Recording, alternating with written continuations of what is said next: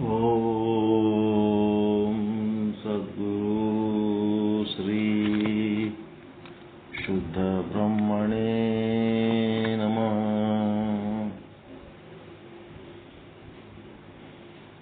ಸಮಸ್ತ ಶುದ್ಧ ಬ್ರಹ್ಮ ಸ್ವರೂಪರಲ್ಲಿ ಅನಂತ ಅನಂತ ಪ್ರಣಾಮಗಳು. ಶ್ರೀ ವಿಚಾರ ಸಾಗರ ಸಾಧು ಶ್ರೀ ನಿಶ್ಚಂದಾಸ್ ಜಿ ಅವರ ಕೃತಿ ತರಂಗ 5 ಮಧ್ಯಮ ಅಧಿಕಾರಿ ಅದೃಷ್ಟಿ ಮಹಾರಾಜರಿಗೆ ಉಪದೇಶ.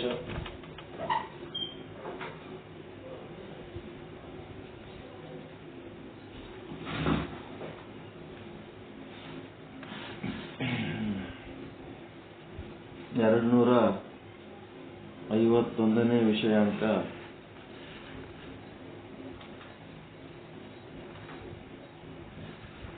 ಈಶ್ವರನಲ್ಲಿ ವಿಷಮ ದೃಷ್ಟಿಯಾಗಲಿ ಕ್ರೂರತ್ವಗಳಾಗಲಿ ಇರುವುದಿಲ್ಲ. ವಿಷಮ ದೃಷ್ಟಿ, ಕ್ರೂರತ್ವ, ವಿಷಮ ಅಂತಂದ್ರೆ ವಿಷಮತೆ ಅಂತಂದ್ರೆ ವಿಷಮ, ವಿಷಮ ಅಂದ್ರೆ ಭೇದ. ಇವೆಲ್ಲ ಈಶ್ವರನಲ್ಲಿಲ್ಲ. ಈ ಭೇದ ಎಲ್ಲಿ ಅದ ಅಂದ್ರೆ ಅವರವರ ಕರ್ಮಗಳಲ್ಲಿ, ಜೀವಿಗಳ ಕರ್ಮಗಳಲ್ಲಿ ಅದ. ಕ್ರೌರ್ಯಗಳು ಕೂಡ ಆ ಜೀವಿಗಳು ಮಾಡಿದ ಕರ್ಮ ಫಲನೇ ಅವ್ರು ಅನುಭವಿಸ್ತಿರ್ತಾರ ಅನ್ನೋಂಥ ವಿಚಾರ. 155ನೇ ವಿಷಯಾಂಕ. ಮಲಿನ ಸತ್ವ ಅಜ್ಞಾನಮೇ ಅಂತಂದ್ರೆ ರಜೋಗುಣ ಅವಿದ್ಯೆಯಲ್ಲಿ ಜೋ ಚೇತನ ಆಭಾಸ್, ಈ ಚೇತನ ಏನಾಗ್ತದ, ಪ್ರತಿಬಿಂಬ ಮೂಡ್ತದ.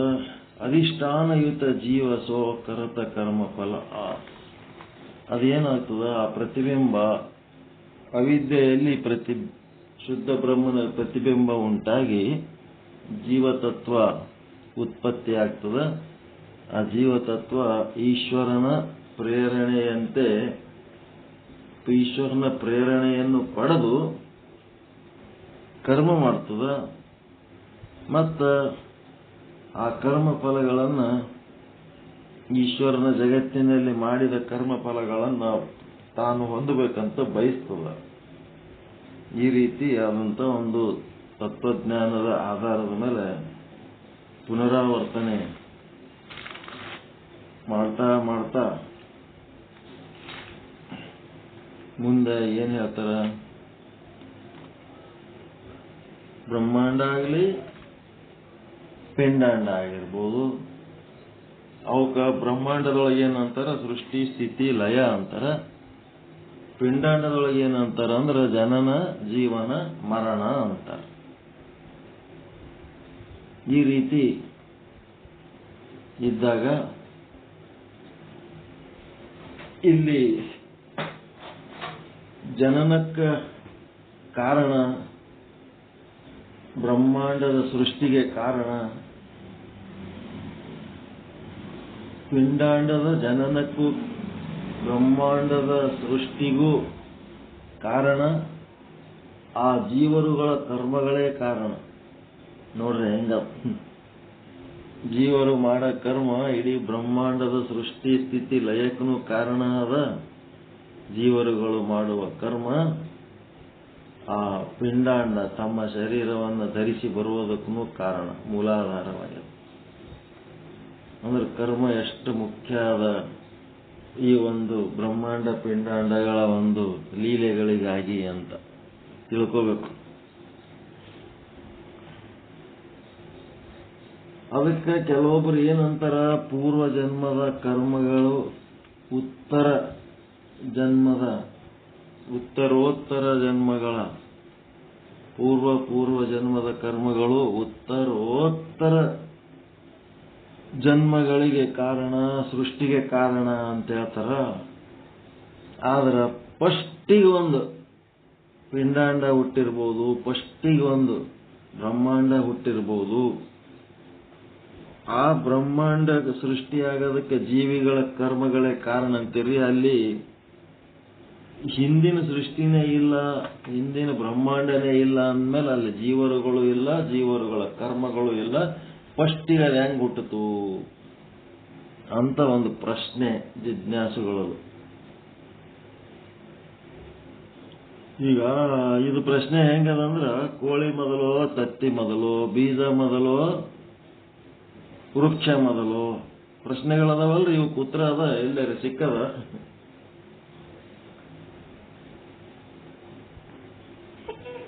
ಸಿಕ್ಕಿಲ್ಲ. ಬೀಜ ಮೊದಲು, ವೃಕ್ಷ ಮೊದಲು, ಕೋಳಿ ಮೊದಲು, ತತ್ತಿ ಮೊದಲು.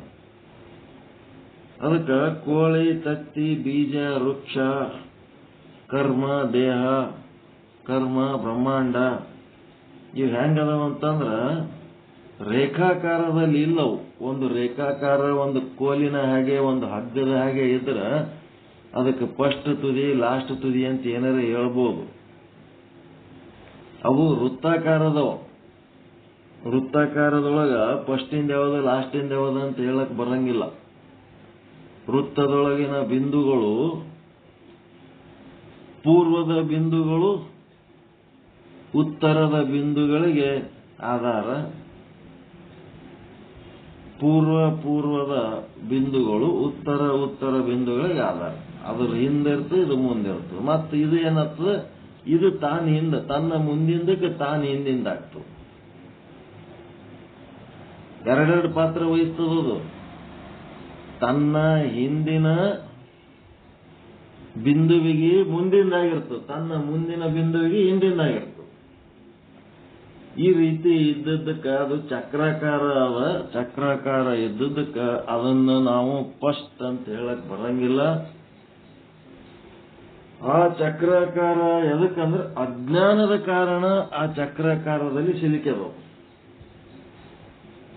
ಅಜ್ಞಾನದ ಕಾರಣ ತಾನು ಶುದ್ಧ ಬ್ರಹ್ಮ ಸ್ವರೂಪ ಅನ್ನೋದು ಮರ್ತದಕ್ಕ ಆ ಭವಚಕ್ರದೊಳಗೆ ಹೋಗಿ ಸಿಲುಕ್ಯದ.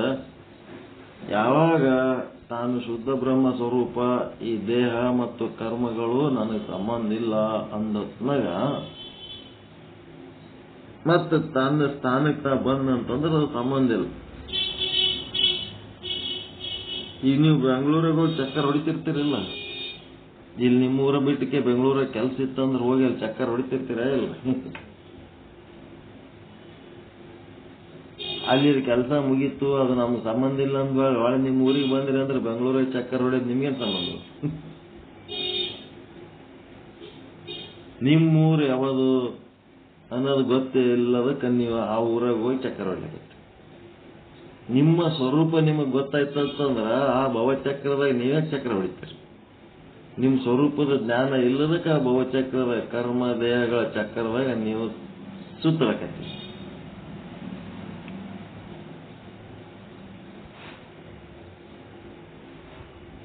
ಅದರಂಗೆ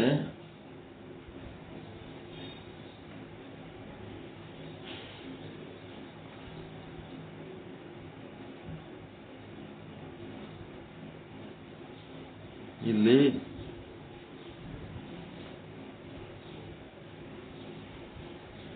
ಚಕ್ರಾಕಾರ ಅನ್ನೋದು ಐಡಿಯಾ ಬಂತ. ಹಿಂದಿನ ಬೀಜ ಮುಂದಿನ ಗಿಡಕ್ಕೆ ಆರಂಭ. ಹಿಂದಿನ ಬೀಜ ಮುಂದಿನ ಗಿಡಕ್ಕೆ ಆರಂಭ, ಮತ್ತ ಮುಂದಿನ ಗಿಡ ಮತ್ತು ಅದರ ಮುಂದಿನ ಬೀಜಕ್ಕೆ ಆರಂಭ. ಯಾವುದು ಬೀಜ ಅದ ಅದು ಗಿಡಕ್ಕೆ, ಗಿಡದಿಂದ ಬೀಜ, ಬೀಜದಿಂದ ಗಿಡ, ಗಿಡದಿಂದ ಬೀಜ, ಬೀಜದಿಂದ ಗಿಡ. ಕೋಳಿಯಿಂದ ತತ್ತಿ, ತತ್ತಿಯಿಂದ ಕೋಳಿ.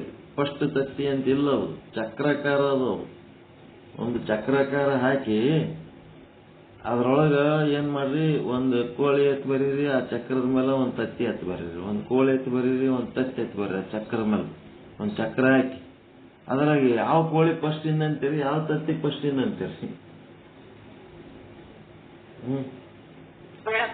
ಹೇಳಕ್ ಬರಂಗ. ಈಗ ಜಾತ್ರೆಗಿನ ತೊಟ್ಲಗಳು ಇರ್ತಾವಲ್ಲ, ಜೈಂಟ್ ವೀಲ್, ಅದ್ರೊಳಗೆ ಯಾವ್ದು ಫಸ್ಟ್ ಇಂದ ಯಾವ್ದು ಲಾಸ್ಟ್ ಇಂದ ಅದ್ರ ವೀಲ್ನಾಗ. ಹಿಂಗಾಗಿ ಹಂಗೆ ಹೇಳಕ್ ಬರಂಗಿಲ್ಲ.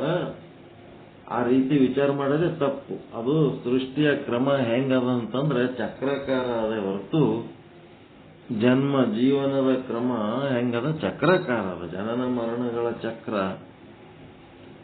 ಸೃಷ್ಟಿ ಸ್ಥಿತಿ ಲಯಗಳ ಚಕ್ರ, ಆ ಚಕ್ರದೊಳಗೆ ಅದಾವ ಅಷ್ಟೇ. ಹಿಂಗಾಗಿ ಆ ರೀತಿ ವಿಚಾರ ಮಾಡೋದು ಸರಿ ಅಲ್ಲ. ಇದಾದ್ಮೇಲೆ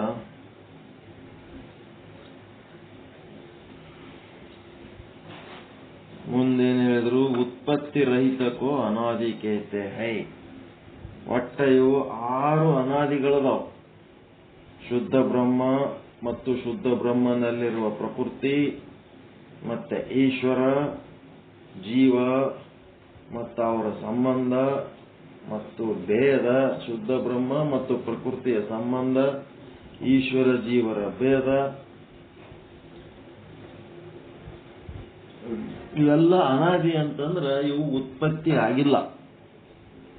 ಎಲ್ಲರ ಇಂಥ ದಿನ ಉತ್ಪತ್ತಿ ಆಗ್ಯಾವ ಅಂತಂದ್ರೆ ಅದಕ್ಕೆ ಏನಾರ ಆದಿ ಹೇಳ್ಬೋದು. ಅವಕ್ಕ ಉತ್ಪತ್ತಿ ಅನ್ನೋದು ಇಲ್ಲ. ಇಲ್ಲದಕ್ಕೆ ಯಾವುದಕ್ಕೆ ಉತ್ಪತ್ತಿ ಇಲ್ಲ ಅದಕ್ಕೆ ಅನಾದಿ ಅನಾದಿ ಅಂತಾರೆ.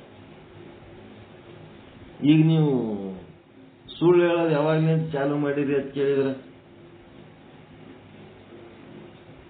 ಆ ಸುಳ್ಳು ಹೇಳೋದಕ್ಕೆ ಏನು ಉತ್ಪತ್ತಿ ಇರ್ತದೆ ಅನ್ನೋದು ಎಲ್ಲರ? ಮತ್ತೆ ಖರೆ ಹೇಳೋದಕ್ಕೆ ಯಾವಾಗ ಚಾಲು ಮಾಡಿರಿ ಅಂತಂದ್ರೆ ಅದಕ್ಕೆ ಹೆಂಗೆ ಹೇಳ್ಬೇಕು? ಎಂದಲಿಂತ ಹೇಳ್ತೀರ ನೀವು? ಹಂಗ ಇದು ಅನಾದಿ, ಆದಿ ಇಲ್ಲದ ಅನಾದಿ. ಇಲ್ಲಿ ಎಲ್ಲ ಅನಾದಿಗಳದಾವ, ಖರೆ ಬಹಳಷ್ಟು ಅನಾದಿಗಳದಾವ. ಆದ್ರ ಅವು ಯಾವು ಅನಂತ ಇಲ್ಲ. ಹೆಂಗ ಬ್ರಹ್ಮಜ್ಞಾನ ಆಗ್ತದ ಅವೆಲ್ಲ ಶಾಂತ ಆಕೋತ ಹೋಗ್ತಾವ. ಬ್ರಹ್ಮಜ್ಞಾನ ಹೆಂಗ ಆಗ್ತದ ಹಂಗಂಗ ಅವು ಶಾಂತ ಆಗ್ತಾವ. ಬ್ರಹ್ಮಜ್ಞಾನ ಹೆಂಗ ಆಗ್ತದ ಹಂಗಂಗ ಶಾಂತ ಆಗ್ತಾವ.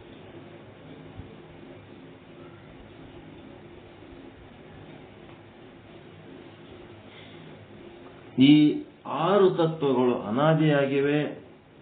ಆದರೆ ಶುದ್ಧ ಬ್ರಹ್ಮ ಮಾತ್ರ ಅನಂತವಾಗಿದ್ದಾನೆ. ಮಿಕ್ಕವು ಎಲ್ಲ ಶಾಂತ. ಇವೆಲ್ಲವುಗಳ ಮಿಶ್ರಣವಾದ ಪ್ರಪಂಚವಾದರೂ ಅನಾದಿಯಾಗಿದೆ. ಒಂದು ಸರಳ ರೇಖೆ ಎಳೆದರೆ ಒಂದು ಈ ತುದಿ ಇನ್ನೊಂದು ಆ ತುದಿ ಅಂತ ಹೇಳಬಹುದು. ಆದರೆ ಒಂದು ಆದಿ ಇನ್ನೊಂದು ಅಂತಿಮ. ಒಂದು ವೃತ್ತದಲ್ಲಿನ ಬಿಂದುಗಳನ್ನು ಆದಿ ಅಂತ್ಯ ಎಂದು ಹೇಳಲಾಗದು. ಪೂರ್ವದ ಸೃಷ್ಟಿಗಳು ಉತ್ತರದ ಸೃಷ್ಟಿಗಳಿಗೆ ಕಾರಣಗಳಾಗಿರುತ್ತವೆ. ಇದನ್ನೇ ಅನಾದಿ ಪ್ರವಾಹ ರೂಪ ಅನಾದಿ ಎಂದು ಕರೆಯುತ್ತಾರೆ. ಸೃಷ್ಟಿಯ ಚಕ್ರ. ಮತ್ತೆ ಅಜಾತವಾದ ಅಂತ ಒಂದು ವಾದ ಅದ. ಅಜಾತವಾದ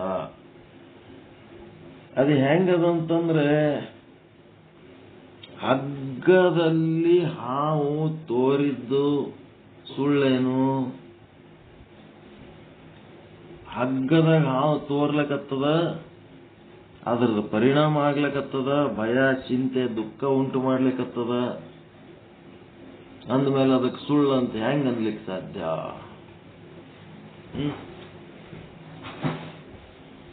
ಸುಳ್ಳು ಅಂತ ಹೆಂಗ್ ಅನ್ಲಿಕ್ಕೆ ಸಾಧ್ಯ?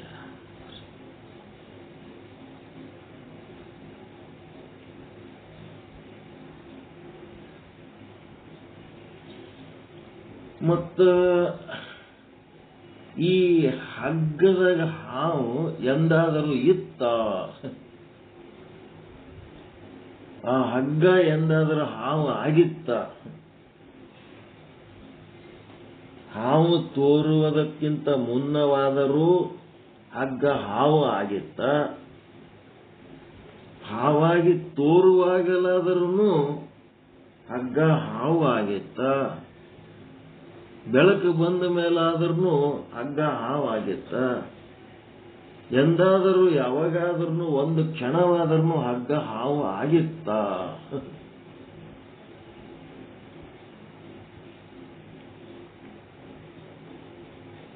ಹೆಂಗ ವಿಚಾರ? ಹಗ್ಗ ಎಂದಾದರೂ ಹಾವು ಆಗಿತ್ತ?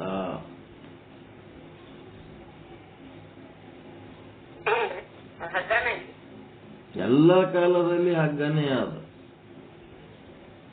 ಹಂಗ ಇಲ್ಲಿ ಬ್ರಹ್ಮಾಂಡ, ಈಶ್ವರ, ಜೀವ ಪಿಂಡಾಂಡ, ಪ್ರಕೃತಿ ಅಂಥೇಳಿ ಆ ಬ್ರಹ್ಮ ಎಂದಾದ್ರೂ ಇವೆಲ್ಲವುಗಳ ನಾಮರೂಪ ಧರಿಸಿದ್ನ? ಆ ಬ್ರಹ್ಮ ಎಂದಾದ್ರೂ ಈ ರೀತಿ ಬ್ರಹ್ಮಾಂಡ ಆಗಿದ್ನ, ಈಶ್ವರ ಆಗಿದ್ನ, ಜೀವ ಆಗಿದ್ನ, ಪಿಂಡಾಂಡ ಆಗಿದ್ನ, ಪ್ರಕೃತಿ ಆಗಿದ್ನ? ಎಂದಾದ್ರೂ ಅವನಾಗಿದ್ನ ಆ ರೀತಿ? ಇಂಥ ದಿನ ಬ್ರಹ್ಮ ಜೀವ ಆಗಿದ್ದ, ಇಂಥ ದಿನ ಬ್ರಹ್ಮ ಹಿಂಗ ಬ್ರಹ್ಮಾಂಡ ಆಗಿದ್ದ ಅಂಥೇಳಿ ಎಂದಾದ್ರೂ ಬ್ರಹ್ಮ ಈ ರೀತಿ ಆಗ್ಯಾನೇನು? ಇದು ಬ್ರಹ್ಮನನ್ನ ತಿಳಿಸಿ ಹೇಳುವುದಕ್ಕ ಆ ಬ್ರಹ್ಮನಿಗೆ ನಾವು ಮಾಡುತ್ತಿರುವ ಆರೋಪಗಳು. ಈಶ್ವರ, ಬ್ರಹ್ಮಾಂಡ, ಜೀವ, ಪಿಂಡಾಂಡ ಮತ್ತ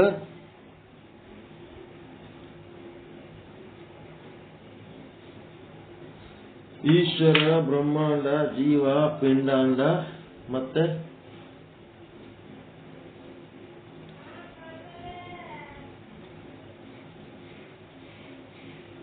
ಪ್ರಕೃತಿ, ಆ ಬ್ರಹ್ಮನಲ್ಲಿರುವ ಮೂಲ ಪ್ರಕೃತಿ. ಇವೆಲ್ಲ ಏನ್ ಮಾಡ್ಲಿಕ್ಕತ್ತೀವಿ? ಬ್ರಹ್ಮನನ್ನ ತಿಳಿಸಿ ಹೇಳುವುದಕ್ಕಾಗಿ ಅವುಗಳನ್ನ ನಾವು ಆರೋಪ ಮಾಡ್ಲಿಕ್ಕತ್ತೀವಿ. ಆರೋಪ ಮಾಡಿ ಬ್ರಹ್ಮನನ್ನ ತಿಳಿತಾ ತಿಳಿತಾ ಹೋದ ಹಾಗೆ ಅವು ಅಪವಾದ ಆಗ್ಬಿಡ್ತಾವ.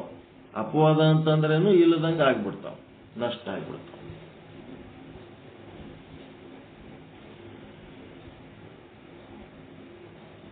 ಹೀಗಾಗಿ ಆರೋಪಿಸಿ ಬ್ರಹ್ಮನನ್ನ ತಿಳಿಯುವುದಕ್ಕೆ ಆರೋಪಿಸ್ತೀವಿ. ಹೆಂಗ ಬ್ರಹ್ಮ ತಿಳ್ಕೊತ ಹೋಗ್ತದ ಹಂಗ ಆ ಆರೋಪಗಳೆಲ್ಲ ಅಪವಾದಗಳಾಗಿ ಹೋಗ್ತಾವ. ಅಂದ್ರೆ ಆರೋಪಗಳೆಲ್ಲ ನಷ್ಟವಾಗಿ ಕೇವಲ ಬ್ರಹ್ಮ ಒಬ್ಬನೇ ಉಳಿತಾನ.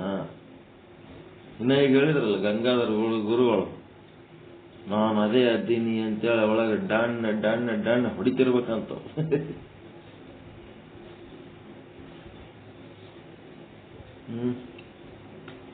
ಅದಕ್ಕ ಆರೋಪ ಮಾಡ್ತೀವಿ, ಅಪವಾದ ಮಾಡ್ತೀವಿ ಬ್ರಹ್ಮನನ್ನ ತಿಳಿಯುವುದಕ್ಕಾಗಿ.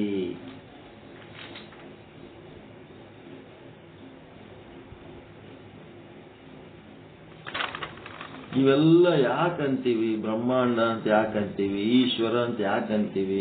ಬ್ರಹ್ಮಗೆ ನಾವು ಅನ್ಲಕತ್ತೀವಿ. ಪಿಂಡಾಂಡ ಅಂತ ಯಾಕಂತೀವಿ? ಜಗತ್ತಿನಾಗ ಎಷ್ಟು ಹೆಸರುಗಳದಾವ, ಆ ಎಲ್ಲ ಹೆಸರುಗಳು ಯಾರಿಗೆ ಕರಿಲಕತ್ತೀವಿ ನಾವು? ಬ್ರಹ್ಮಗೆ ಕರಿಲಕತ್ತೀವಿ. ಎಲ್ಲ ರೂಪಗಳು ನೋಡ್ಲಕತ್ತೀವಿ, ಅವು ಯಾರ ರೂಪಗಳು ನೋಡ್ಲಕತ್ತೀವಿ? ಬ್ರಹ್ಮನ ನಾಮ ರೂಪಗಳನ್ನೇ ನಾವು ನೋಡ್ಲಕತ್ತೀವಿ. ಆ ಬ್ರಹ್ಮನಿಗೆ ನಾವು ರೂಪವನ್ನು ಆರೋಪ ಮಾಡ್ಲಕತ್ತೀವಿ, ಬ್ರಹ್ಮನಿಗೆ ನಾಮವನ್ನು ಆರೋಪ ಮಾಡ್ಲಕತ್ತೀವಿ. ಹೆಂಗ ನಮ್ಗೆ ಬ್ರಹ್ಮ ಅಂತ ತಿಳಿತು? ಅದ್ ಹೆಂಗಾಗ್ಬಿಡ್ತದೆ ಈ ನಾಮರೂಪ? ಗಾಯಕ್ಕೆ ಮಲ ಮಚ್ಚಿ ಗಾಯ ಒಣಗಿದ ಮೇಲೆ ಅದ್ರ ಮೇಲೆ ಒಂದು ಹಕ್ಕಳಿ ಅಂತ ಬಂದಿರ್ತದೆ. ಒಳಗ ಗಾಯ ಪರಿಪೂರ್ಣ ಮಾಯಿತು ಅಂತಂದ್ರ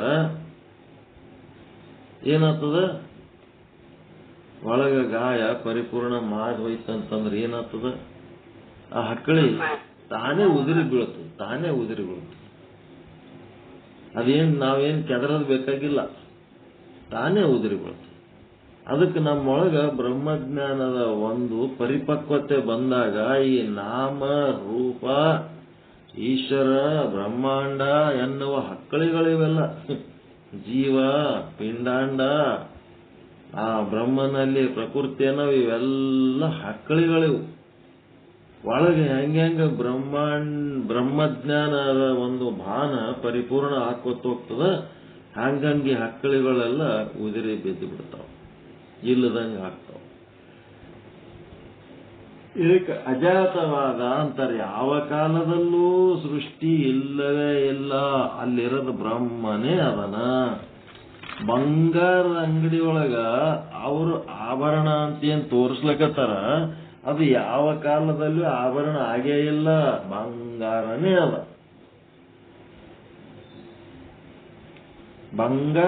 ಅಲ್ಲಿ ಆಭರಣನೇ ಇಲ್ಲ. ಆಭರಣ ಬಿಟ್ಟು ಬಂಗಾರ ಬಿಟ್ಟು ಮತ್ತೆ ಆಭರಣ ಅಂತೇಳಿ ಏನಾರೇ ಒಂದು ಸೆಪರೇಟ್ ತೋರಿಸ್ರಿ ನೋಡಮ್ಮ.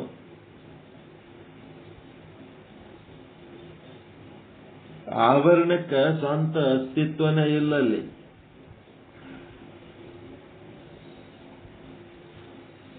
ಹೀಗಾಗಿ ಸೃಷ್ಟಿಯ ಸತ್ಯವಾಗಿ ಇದೆ ಎಂದು ಹೇಳುವುದರಲ್ಲಿ ಶಾಸ್ತ್ರಗಳ ಅಭಿಪ್ರಾಯವಿಲ್ಲ. ಸೃಷ್ಟಿಯು ಸತ್ಯವಾಗಿದೆ ಅಂತ ಹೇಳೋದ್ರಾಗ ಶಾಸ್ತ್ರಗಳ ಅಭಿಪ್ರಾಯ ಇಲ್ಲ. ಇದೆಲ್ಲ ಶಾಸ್ತ್ರ ಗುಡ್ಡ ನದಿ ಪರ್ವತ ಏನೆಲ್ಲ ಕಾಣ್ಲಿಕ್ಕತ್ತದ, ಇದಕ್ಕೆ ನಿತ್ಯ ಅಂತ ಹೆಂಗಂತೀರಿ ನೀವು? ಅದಕ್ಕೆ ಇದೇನದ ಅಂತಂದ್ರ ಬ್ರಹ್ಮನಿಗೆ ಇದು ಗುಡ್ಡ ಅಂತೀವಿ, ಬ್ರಹ್ಮನಿಗೆ ನದಿ ಅಂತೀವಿ, ಬ್ರಹ್ಮನಿಗೆ ಗಿಡ ಅಂತೀವಿ. ಯಾಕೆ ಅಂತೀವಿ ಅಂದ್ರೆ ಬ್ರಹ್ಮಜ್ಞಾನ ಇಲ್ಲದಕ್ಕೆ. ನಾಮರೂಪಗಳನ್ನು ಬಳಸಿ ವ್ಯವಹಾರಕ್ಕೆ ಯಾಕೆ ಹೇಳಿದೀವಿ ಅಂತಂದ್ರೆ ಬ್ರಹ್ಮಜ್ಞಾನ ಇಲ್ಲದಕ್ಕೆ. ಯಾವಾಗ ನಮಗೆ ಬ್ರಹ್ಮಜ್ಞಾನ ಉಂಟಾಯ್ತೋ ಆವಾಗ ಈ ನಾಮರೂಪಗಳು ಇಲ್ಲದಂಗೆ ಆಗ್ಬಿಡ್ತಾವ.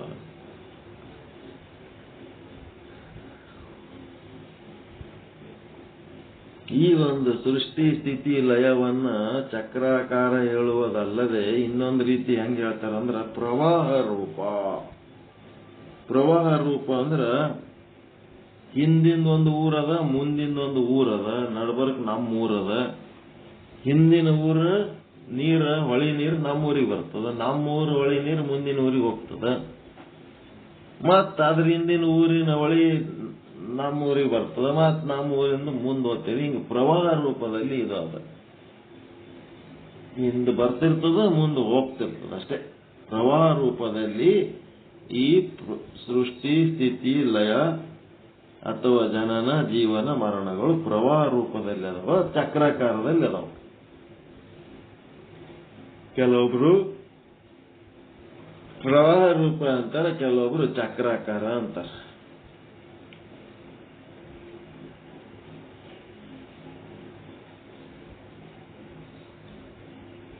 ಹಿಂಗಾಗಿ ಅಲ್ಲಿ ಈಶ್ವರನೇ ಇಲ್ಲ ಅಂತಂದ್ಮೇಲೆ ಈಶ್ವರನಲ್ಲಿ ವಿಷಮ ದೃಷ್ಟಿ ಆದ್ರೂ ಎಲ್ಲಿದು ಬರ್ತಾವ, ಈಶ್ವರನಲ್ಲಿ ಕ್ರೌರ್ಯ ಆದ್ರೂ ಎಲ್ಲಿದು ಬರ್ತಾವ?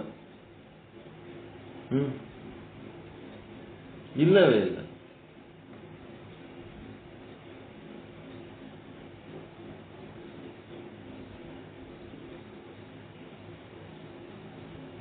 ಈ ತರ ಆಗಿ ಈಶ್ವರನಲ್ಲಿ ವಿಷಮ ದೃಷ್ಟಿ ಅನ್ನೋದು ಇಲ್ಲ, ಭೇದ ಭಾವ ಇಲ್ಲ, ಈಶ್ವರನಲ್ಲಿ ಕ್ರೌರ್ಯಗಳು ಇಲ್ಲ.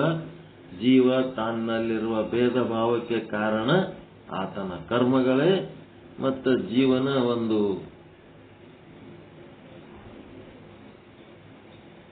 ಏನು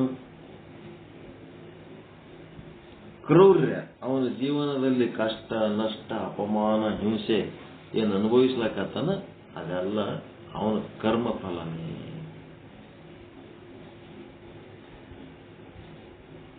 ಮತ್ತೆ ತಿಳಿದವರಿಗೆ ತಿಳಿಲಾರದವರಿಗೆ ಎರಡು ಭಾಷೆ ಬಳಸ್ತಾರ.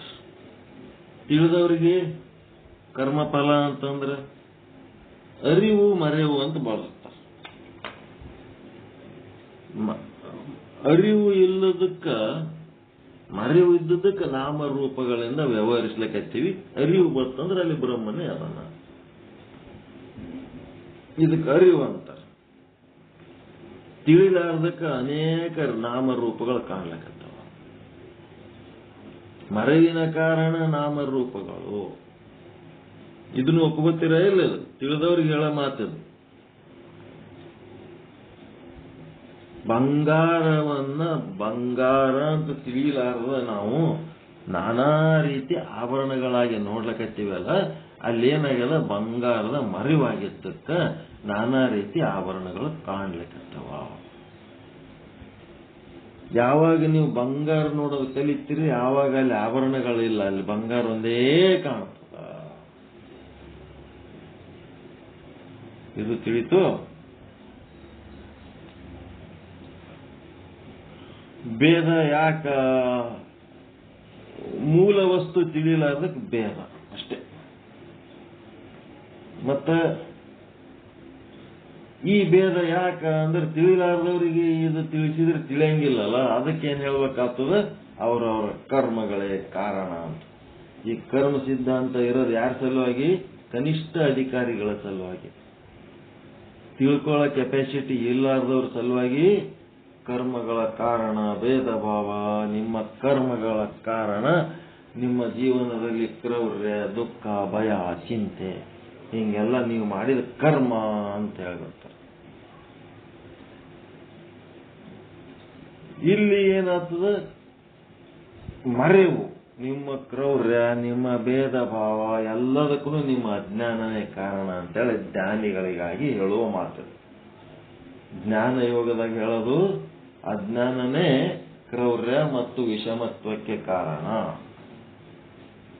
ಈಶ್ವರ ಅಲ್ಲ. ನಮ್ಮ ಅಜ್ಞಾನನೇ ಮರೆವು ಅಂತಂದ್ರೆ ಏನದಲ್ಲ, ಅದೇ ನಮ್ಮ ಜೀವನದಲ್ಲಿ ಉಂಟಾಗುವ ಕ್ರೌರ್ಯ ಮತ್ತು ವಿಷಮತ್ವಗಳಿಗೆ ಕಾರಣ. ಇದು ಜ್ಞಾನಿಗಳ ಭಾಷೆ. ಕರ್ಮಿಗಳ ಭಾಷೆಯಲ್ಲಿ ಅವರವರ ಕರ್ಮಗಳೇ ಕಾರಣ ಅಂತ. ಒಂದು ತಿಳಿಲಾರ್ದವ್ರಿಗೆ ಹೇಳೋದು, ಒಂದು ತಿಳಿದವ್ರಿಗೆ ಹೇಳೋ ಮಾತು.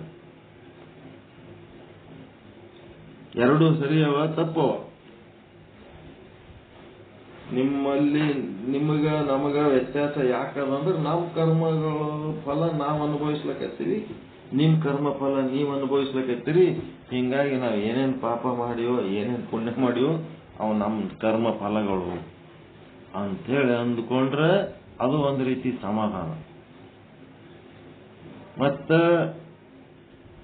ಇನ್ನ ಇವೆಲ್ಲ ಯಾಕೆ ಅನುಭವಿಸ್ಲಕತ್ತೀವಿ? ಜ್ಞಾನಿಗಳ ಮಟ್ಟದಲ್ಲಿ ಯಾಕೆ ಇವೆಲ್ಲ ಅನುಭವಿಸ್ಲಕತ್ತೀವಿ ಅಂತಂದ್ರೆ, ನಾನು ಬ್ರಹ್ಮ ಅದೀನಿ ಅನ್ನೋದು ಅರಿವಾಗ್ಲಾರ್ದಕ್ಕ ಇವೆಲ್ಲ ಅನುಭವಿಸ್ಲಕತ್ತೀವಿ. ನಾನು ಬ್ರಹ್ಮ ಆದಿನಿ ಅಂತಂದ್ರೆ ಈ ಕರ್ಮನೂ ಸಂಬಂಧ ಇಲ್ಲ, ಈ ದೇಹನೂ ಸಂಬಂಧ ಇಲ್ಲ, ಈ ಬ್ರಹ್ಮಾಂಡನೂ ಸಂಬಂಧ ಇಲ್ಲ, ಈ ಪಿಂಡಾಂಡನೂ ಸಂಬಂಧ ಇಲ್ಲ. ಮಾಡ್ರಿ, ವಿಚಾರ ಮಾಡ್ರಿ ಒಂದ್ 5 ನಿಮಿಷ ಈ ಹೇಳಿದ ವಿಷಯ.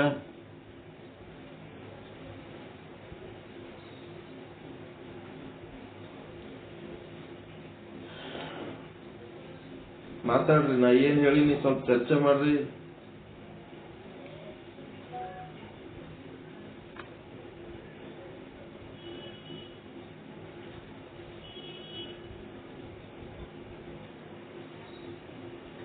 ಮನುಷ್ಯರು ಎರಡು ವಿಧವಾದಂತಹ ಮನುಷ್ಯರಿರ್ತಾರೆ. ಒಬ್ಬ ಜ್ಞಾನಿ ಇರ್ತಾನೆ, ಒಬ್ಬ ಅಜ್ಞಾನಿ ಇರ್ತಾನೆ. ಒಬ್ಬ ತಿಳುವಳಿಕೆ ಇರ್ತಾನೆ, ಒಬ್ಬ ತಿಳುವಳಿಕೆ ಇಲ್ಲದೇ ಇರ್ತಾನೆ. ಆ ಅಜ್ಞಾನಿಗೆ ತಿಳುವಳಿಕೆ ಇಲ್ಲದವಾಗ ಏನ್ ಹೇಳ್ಬೇಕಾಗಿತ್ತು ಅಂದ್ರೆ ಕರ್ಮ ಫಲಗಳನ್ನು ಹೇಳಬೇಕಾಗಿತ್ತು. ಈ ರೀತಿ ನೀನು ಕರ್ಮಗಳನ್ನ, ಪಾಪದ ಕರ್ಮಗಳನ್ನು ಮಾಡೋದು ಪಾಪ ಕೃತ್ಯ, ಪಾಪ ಯೋನಿಗಳು ಬುದ್ಧಿವರ್ತಿ ಅಂತಕ್ಕಂಥದ್ದನ್ನ ಅಜ್ಞಾನಿ ಮನುಷ್ಯನಿಗೆ ಹೇಳ್ಬೇಕಾಗ್ತದೆ. ಯಾರು ಜ್ಞಾನಿಗಳಾಗಿರ್ತಾರ ಅವ್ರಿಗೆ ಏನ್ ಹೇಳ್ತಾನ? ಅರಿವು ಮರೆವಿನ ವಿಷಯವನ್ನು ಹೇಳಿರ್ತಾರೆ. ನಾವು ಬ್ರಹ್ಮನನ್ನ ಮರ್ತಕ್ಕ ನಾವು ಇವೆಲ್ಲ ಆಗ್ತಾವ, ಅದಕ್ಕೆ ನಮಗೆ ಮರೆವು ಹೋಗಿ ಅರಿವು ಬರಬೇಕು ಅಂತಕ್ಕಂಥದ್ದನ್ನ ತಿಳುವಳಿಕೆ ಇದ್ದವನಿಗೆ ಹೇಳ್ಬೇಕಾಗ್ತದೆ. ಅದಕ್ಕೆ ಎರಡು ವಿಧವಾದ, ಒಂದು ಮರೆವು, ಒಂದು ಅರಿವು ಅಂತಕ್ಕಂಥ ತಿಳ್ಕೊಳ್ಳೋದು ಬಹಳ ಮುಖ್ಯ ಅದ.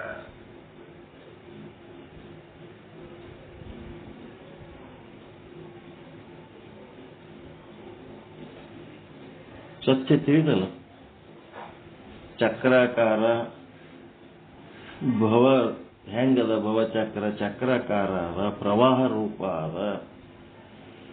ಯಾವ ಕಾಲಕ್ಕೂ ಯಾವ ಕಾರಣಕ್ಕೂ ಅದು ಸೃಷ್ಟಿ ಆಗೇ ಇಲ್ಲ, ಈಗನೂ ಸೃಷ್ಟಿ ಇಲ್ಲ, ಹಿಂದನೂ ಸೃಷ್ಟಿ ಆಗಿಲ್ಲ, ಮುಂದನೂ ಸೃಷ್ಟಿ ಇರಲ್ಲ. ಹಿಂದನೂ ಬ್ರಹ್ಮನೇ ಇತ್ತು, ಈಗನೂ ಬ್ರಹ್ಮನೇ ಅದ, ಮುಂದನೂ ಬ್ರಹ್ಮನೇ ಇರ್ತದ. ಇದಕ್ಕೇನಂತಾರ? ಅಜಾತವಾದ ಅಂತ.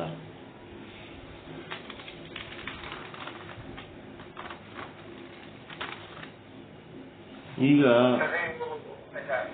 ಏನ್ರಿ? ಹುಟ್ಟದೇ ಇರೋದು ಅಜಾತವಾದ, ಅನಾದಿ ಅಜಾತವಾದ. ಎಲ್ಲ ಅನಾದಿಗಳದಾವ, ಆದ್ರ ಅನಂತ ಇರೋದು ಶುದ್ಧ ಬ್ರಹ್ಮ ಒಬ್ಬನೇ. ಹೆಂಗೆ ಬ್ರಹ್ಮಜ್ಞಾನ ಬರ್ತದ, ಎಲ್ಲ ಅನಾದಿಗಳು ಕಿತ್ಕೊಂಡು ಹೋಗ್ತಿರ್ತಾವ.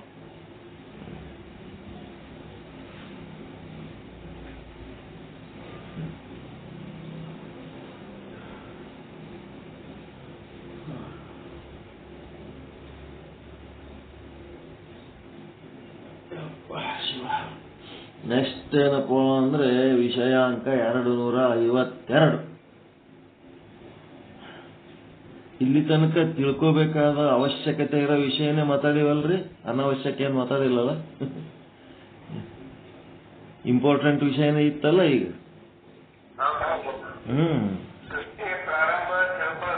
ಬಹಳ ಇಂಪಾರ್ಟೆಂಟ್ ಅದು. ಈಗ 252ನೇ ವಿಷಯಾಂಕ, ಇದು ಕೂಡ 5ನೇ ತರಂಗ. 252ನೇ ವಿಷಯಾಂಕ ಮತ್ತೆ 155ನೇ ದೋಹಾ, ಅದರದೇ ಅದೇ ದೋಹಾದೇ ಕಂಟಿನ್ಯೂವೇಷನ್. 252ರಲ್ಲಿ ಏನದಂದ್ರ, ಜೀವರುಗಳ ಭೋಗದ ನಿಮಿತ್ತವಾಗಿ ಈಶ್ವರನಲ್ಲಿ ಉಂಟಾಗುವ ಜಗದ ಉತ್ಪತ್ತಿಯ ಇಚ್ಛೆ. ಜೀವರುಗಳ ಭೋಗದ ನಿಮಿತ್ತವಾಗಿ. ಈಗ ಒಂದು ಜೀವಿಯನ್ನ ಅವ ಭೂಮಿ ಮೇಲೆ ಹುಟ್ಟಿಸಿದನಂತಂದ್ರ ಅವನಿಗೆ ಕಾಲ ಕಾಲಕ್ಕ ಏನೇನು ಭೋಗಗಳು ಕೊಡಬೇಕು ಅದನ್ನು ಹುಟ್ಟಿಸೋದು ಅವನದೇ ಜವಾಬ್ದಾರಿ. ಅದು ಈಶ್ವರನ್. ಕೂಸ ಹುಟ್ಟಿದ ಕೂಡ್ಲೇನೆ ಅದರ ಎದೆ ಒಳಗ ಹಾಲು ಬರೋದು, ಅದು ಉತ್ಪತ್ತಿ ಮಾಡಬೇಕಾಗಿದ್ದು ಈಶ್ವರಂದೇ ಜವಾಬ್ದಾರಿ. ಅದು ಹಾಲನ್ನು ಉತ್ಪತ್ತಿ ಹೌದಾ ಇಲ್ಲ, ಅದು ಜಗತ್ತಿನ ಉತ್ಪತ್ತಿ ಅಲ್ಲ. ಅದು ಹಾಲು, ತಾಯಿ ಎದೆ ಹಾಲು. ಒಂದು 3-4 ತಿಂಗಳು ಅದು ಹಾಲು ಕುಡಿಯೋದ್ರಾಗೆ ಮತ್ತದು ಏನೋ ತಿಲ್ಲಕ್ ಚಾಲು ಮಾಡ್ತದ. ಅದನ್ನು ಈಶ್ವರನ ಉತ್ಪತ್ತಿನೇ. ಮತ್ತದ ಅಲ್ಲೇ ಮತ್ತಿನೇನೋ ತಿಲ್ಲಕತ್ತಿ ಬಿಡ್ತದ, ಏನೇನೋ ಮಾಡಕತ್ತಿ ಬಿಡ್ತದ. ಎಲ್ಲಾನು ಈಶ್ವರನ ಉತ್ಪತ್ತಿನೇ. ಅದ್ರ ಭೋಗದಾಗ ಏನೇನೋ ಮಾಡ್ಕೊತ ಹೋಗ್ತದ. ಮುಂದೆ ಅದರ ವಿದ್ಯೆ, ಹುದ್ದೆ, ಮದುವೆ, ಸಂಸಾರ, ಮನಿ, ಮಠ, ಜಾಗ ಎಲ್ಲಾನು ಅದರ ಭೋಗಕ್ಕೆ ತಕ್ಕಂತೆ ಇವನೇನ್ ಮಾಡ್ಬೇಕಾಗ್ತದ, ಸೃಷ್ಟಿ ಮಾಡ್ಬೇಕಾಗ್ತದ. ಅದಕ್ಕೆ ಜಗತ್ತಿನ ಉತ್ಪತ್ತಿಯ ಇಚ್ಛೆ. ಅಲ್ಲಿ ಮೊದಲೊಂದ್ ಕಡೆ ಓದಿರಿ, ಈಶ್ವರನಿಗೆ ಜೀವಿಗಳ ಕರ್ಮಗಳು ಫಲ ಕೊಡುವುದಕ್ಕೆ ಸಮ್ಮುಖವಾದಾಗ ಈಶ್ವರನಲ್ಲಿ ಏನು ಉಂಟಾಗ್ತದೆ ಅಂದ್ರೆ ಅನೇಕ ಆಗ್ಬೇಕನ್ನಂತ ಇಚ್ಛೆ ಉಂಟಾಗ್ತದೆ. ಈಶ್ವರನಿಗೆ ಅನೇಕ ಆಗ್ಬೇಕಂತ ಇಚ್ಛೆ ಉಂಟಾದಾಗ ಏನಾತನ, ಅವನೇ ಅವಿದ್ಯೆ ಶುದ್ಧ ಸತ್ವಗುಣದಲ್ಲಿ ಇದ್ದವನೇ ಮಲಿನ ಸತ್ವಗುಣದಾಗ ಬರ್ತಾನ. ಅನೇಕ ಆಗ್ತಾನೆ, 84 ಲಕ್ಷ ಜೀವರಾಶಿ ಆಗ್ತಾನ. ಇಲ್ಲಿ ಅನೇಕ ಏಕ ಇದ್ದವ ಅನೇಕ ಯಾಕೆ ಆತನ? ಮತ್ತ ನೀವು ಏಕಿದ್ದವ್ರೆ ಮೊದಲು ಹುಟ್ಟಿದಾಗ ನೀವು ಏಕಿದ್ರಿ, ಆಮೇಲೆ ನಿಮ್ ಸಂಬಂಧಿಕರು ನೋಡ್ರಿ, ನೀವು ಮದುವೆ ಪದವಿ ಮಾಡಿದ್ರೆ ಎಷ್ಟು ಮಂದಿ ಜಮಾ ಆಗ್ತಾರ, ಅನೇಕ ಆಗಿರಿ ನೀವು. ಯಾಕ?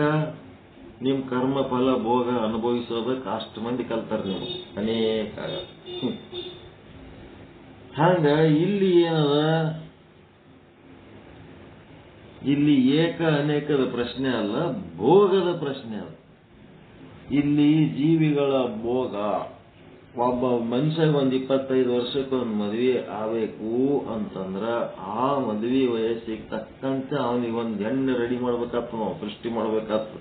ಅವನ ಭೋಗದಾಗ ಮದುವೆ ಇತ್ತು, ಹುಡುಗಿ ಇತ್ತು ಅಂದ್ರೆ ಅವ ಅದಕ್ಕೆ ತಕ್ಕಂತೆ ಒಂದು ಹುಡುಗಿನ ರೆಡಿ ಮಾಡ್ಬೇಕಾಗ್ತದೆ ಈಶ್ವರ.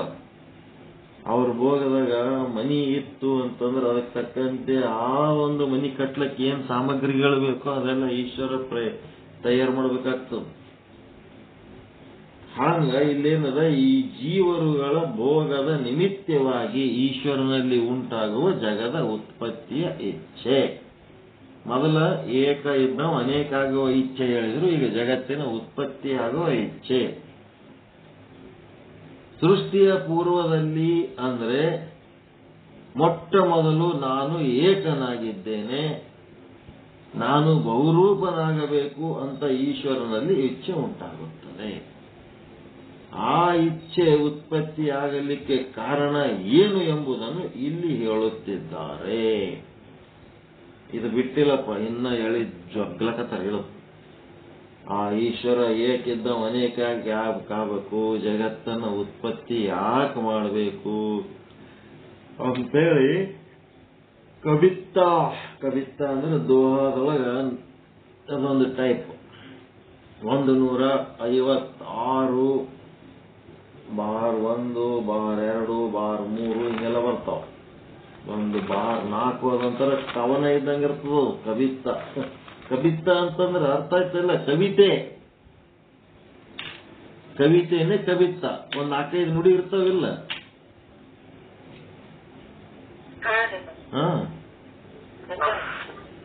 ಈಗ ದೋಹ ಅಂದ್ರೆ 2 ಸಾಲು, ಚೌಪಾಯಿ ಅಂದ್ರೆ 4 ಸಾಲು, ಕಬಿತ್ತ ಅಂತಂದ್ರೆ ಒಂದು 3-4 ನುಡಿ ಇರೋಂತ ಕವಿತೆಗತ್ಲೆ ಹಾಡ್ಬೋದು ಇದನ್ನು. ಅದಕ್ಕೆ ಕಬಿತ್ತ ಅಂತ.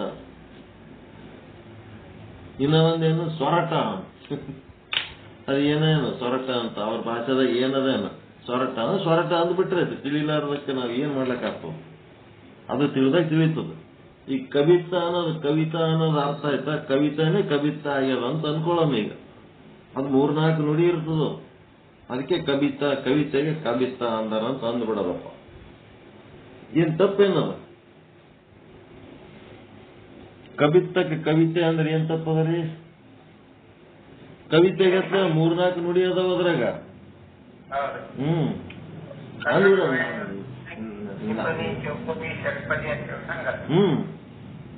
ನಮ್ದೊಂದು ಅರ್ಥ ಕೊಡ್ತೀವಪ್ಪ ನಾವು, ಅಥೆಂಟಿಕ್ ಆಗಿ ನಮ್ದೊಂದು ಅರ್ಥ ಕೊಡ್ತೀವಿ. ಕಬಿತ್ತ ಕವಿತೆ ಅಂತೀವಿ ನಾವು ಅಂತ ಹೇಳಿ. ಹಿಂದಿನವ್ರು ಏನ್ ಕೊಟ್ಟಾರೋ ಏನ್ ಬಿಟ್ಟಾರೋ ಅದು ನಮ್ಗೆ ಗೊತ್ತಿಲ್ಲ. ಈಗ ನಾವು ಕಬಿತ್ತಕ್ಕೆ ಕವಿತೆ ಅಂತೀವಿ. ಇಷ್ಟ ಅಂದ್ಬಿಟ್ರಾಯ್ತು. ನಂದು ಒಬ್ಬನ ಬದಲಿ ನೀವು 10 ಮಂದಿ ಕೇಳಿದ್ರಿ, ನೀವು ಮುಲಿಂತ ಮತ್ತಿನ್ನ 7 ಮಂದಿ ಕಬಿತ್ತಕ್ಕೆ ಕವಿತೆ ಮಾಡಿ ಇಟ್ಬಿಡ್ತೀರಿ, ಮುಗಿದೋಗ್ಬಿಡ್ತೀರಿ.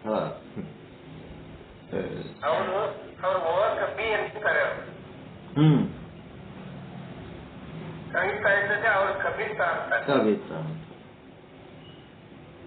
856 ಅಂತೇಳಿ ನಂಬರ್ ತಯಾರು ಮಾಡಿದ್ದೆ ನಾನು, ಹೈಸ್ಕೂಲ್ನಾಗೆ ಮಾಡಿದ್ ನಾನು. 8 ಅಂದ್ರೆ ಅಷ್ಟಾವರಣ, 5 ಅಂದ್ರೆ ಪಂಚಾಚಾರ, 6 ಅಂದ್ರೆ ಶಟಸ್ಥಲ. ಅದು ಹೇಳಿದ್ಮೇಲೆ ಎಲ್ಲೆಲ್ಲಿ ಪ್ರವಚನ ಮಾಡೀನಿ ಅಲ್ಲೆಲ್ಲಿ ಎಲ್ಲರೂ ಅದು 856 ಬರ್ದು ಈಗ ಎಷ್ಟು ಕಡೆ ಬರ್ಕೊಳಕತ್ತಾರ. ಅದು 856 ಅಷ್ಟಾವರಣ, ಪಂಚಾಚಾರ, ಶಟಸ್ಥಲ. ಮೂಲ ಅದು ಜಮಾಶ್ ಹೇಳ್ದವ್ ನಾನೇ, ನನ್ಕಿಂತ ಮೊದಲು ಯಾರು ಹೇಳಿಲ್ಲ ಅದು 856. ನನಗೇನಿತ್ತು, ಮುಸ್ಲಿಮ್ರದೊಂದು ನಂಬರ್ ಅದ ಅಂದ್ಮೇಲೆ ನಮಗೂ ಒಂದು ನಂಬರ್ ಇರಬೇಕು ಅಂತೇಳಿ ಆ ಕಾಂಪಿಟೇಷನ್ಗೆ ಆ ನಂಬರ್ ಕ್ರಿಯೇಟ್ ಮಾಡಿದ್ದೆ. ಅದೇ ಫುಲ್ ಪಾಪ್ಯುಲರ್ ಆಗಿಬಿಡ್ತು. ಅದು ಯಾರು ಕ್ರಿಯೇಟ್ ಮಾಡ್ಯಾರ ತಗೊಂಡು ಏನ್ ಮಾಡ್ಬೇಕು? ಈಗ ಒಂದು ಕಡ್ಡಿಪೆಟ್ಟಿಗೆ ತಗೊಂಡು ಕೊರದು ದೀಪ ಹಚ್ಕೋಬೇಕಾಗ್ಯದ. ಆ ಕಡ್ಡಿಪೆಟ್ಟಿಗೆ ಯಾರು ತಯಾರು ಮಾಡ್ಯಾರ ತಗೊಂಡು ನಮ್ಗೇನ್ ಮಾಡೋದು? ಹಂಗ ನಾವೇನ್ ಮಾಡ್ತೀವಿ, ನಾವು ಮಾಡಿದ ಕೆಲಸ ಎಲ್ಲ ಹಿಂಗೆ ಇರ್ತಾವ. ನಾವ ರೂಪ ಆದ್ರೆ ಇರಂಗಿಲ್ಲ. ಒಂದ್ ಕೆಲಸ ಮಾಡಿ ಕೊಟ್ಬಿಡ್ತೀವಿ ಎಲ್ಲ ಸೂತ್ರಗಳು. ಈಗ ಎಲ್ಲ ವೀರಶೈವ ಲಿಂಗವಂತ ಧರ್ಮದ ಎಲ್ಲ ಸೂತ್ರಗಳನ್ನು ಸೇರಿಸಿ ಒಂದು ಪಾರಾಯಣ ಮಾಡ್ಲಕತ್ತೀನಿ. ಬರ್ತದ ಇವತ್ತು ನಾಳೆದಾಗ, ಒಂದು ಅರ್ಧ ಆಗ್ಯದ, ಈಗ ಮುಂದೆ ಬರ್ತದ. ಈಗೇನಾಯ್ತು, ಕಬಿತ್ತ 156 ಬಾರ್ 1 ಅಂದ್ರೆ ಒಂದಿನೇ ನುಡಿ. ಜೀವನಕ್ಕೆ ಪೂರ್ವ ಸೃಷ್ಟಿ, ಕರ್ಮ ಅನುಸಾರ ಈಸ್ ಅಂದ್ರೆ ಈಶ್ವರ.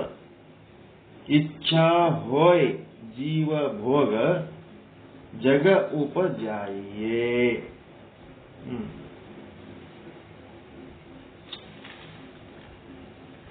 जीवन के पूर्व सृष्टि कर्म अनुसार ईस, इच्छा होय जीव भोग जग उपजाइए.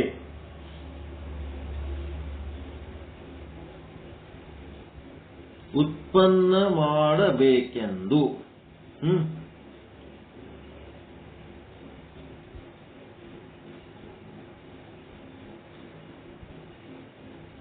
ಜಗ ಉಪಜಾಯಿ, ಜಗತ್ತನ್ನ ಉತ್ಪನ್ನ ಮಾಡ್ಬೇಕಂತೇಳಿ ಇಲ್ಲಿ 4 ಸಾಲದವು. ಜೀವನಕ್ಕೆ ಪೂರ್ವ ಸೃಷ್ಟಿ, ಕರ್ಮ ಅನುಸಾರ ಈಸ್. ಒಂದನೇದ್ದೇನು, ಜೀವನಕ್ಕೆ ಪೂರ್ವ ಸೃಷ್ಟಿ ಅಂತಂದ್ರೆ ವರ್ತಮಾನ ಸೃಷ್ಟಿಗಿಂತ ಪೂರ್ವ ಸೃಷ್ಟಿ ಅಂತ. ಜೀವನಕ್ಕೆ ಪೂರ್ವ ಸೃಷ್ಟಿ ಅಂತಂದ್ರೆ ವರ್ತಮಾನ ಸೃಷ್ಟಿಗಿಂತ ಪೂರ್ವ ಸೃಷ್ಟಿಯಲ್ಲಿ ಜೀವರುಗಳು ಮಾಡಿದ. ಬರ್ಕೋತೀರೇನು ಇದು ಸಾಲಿನ ಅರ್ಥ? ಜೀವನಕ್ಕೆ ಪೂರ್ವ ಸೃಷ್ಟಿ ಅಂತ ಒಂದು ಸಾಲದ. ಈ ಸಾಲಿನ ಅರ್ಥ ಏನ್ ಬರಿಬೇಕು? ಅವಕ್ಕೆ ಹೆಂಗ್ ಹಾಕ್ಬೇಕು ನಂಬರ್ ಅಂದ್ರ 4 ಸಾಲಿಗೆ 1 2 3 4 ಅಂತ ಹಾಕೋಬೇಕು. ಹಾಕಿ ಅದ್ರ ಕೆಳಗೆ ಅರ್ಥನೂ ಹಂಗೆ ಬರೀಬೇಕು.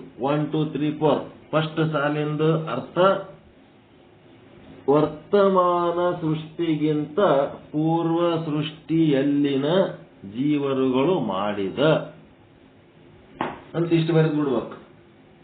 ವರ್ತಮಾನ ಸೃಷ್ಟಿಗಿಂತ ಪೂರ್ವ ಸೃಷ್ಟಿಯಲ್ಲಿ ಜೀವರುಗಳು ಮಾಡಿದ. ಬರದ್ರಿ?